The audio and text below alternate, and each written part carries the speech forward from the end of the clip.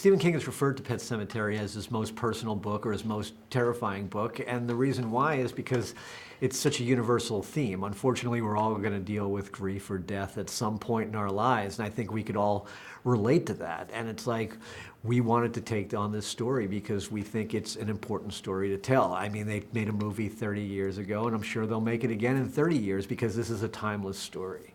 There's this concept-driven horror, this horror that you see on a Friday night and you have a great time with it and then you kind of forget about it.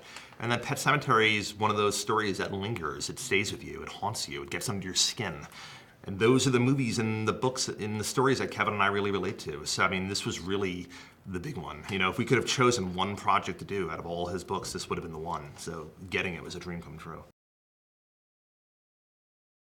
We always find it's important to have a little humor in your movie to kind of release the tension, and it's great showing it at a crowd like South by Southwest where people kind of like are there and they get it and they have fun, because a lot of times you'll sit in a horror movie and you'll just hear like silence and you'll go, oh, yeah. People don't get the joke, but sometimes people don't feel right laughing while they're watching this movie that's dealing with such dark subject matter, but we find that it helps release the valve, and it it's like nervous laughter. Yeah, it's like gallows humor. I mean, like the concept is so out there that it's like, I think when we hear people laughing in the audience, they get it and they're going with it and they're along for the ride and they're nervously laughing, going like, oh my God, the cat's back. This is crazy. So for us, it's like Kevin was saying, it's like.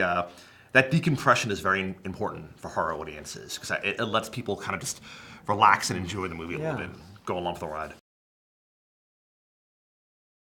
Communication, I mean, Kevin and I have been working together for 25 years, so we're like an old married couple. So I mean, it does get to a point where, for a long time now, I know which way he's going to go, and he knows which way I'm going to go, and we really see eye to eye on a lot of things. A lot of these movies that we saw that inspired us growing up, we saw it together at the same time.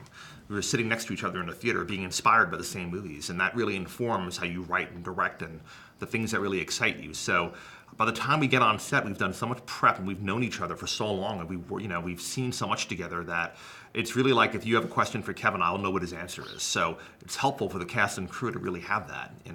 It just makes the whole thing run smoother.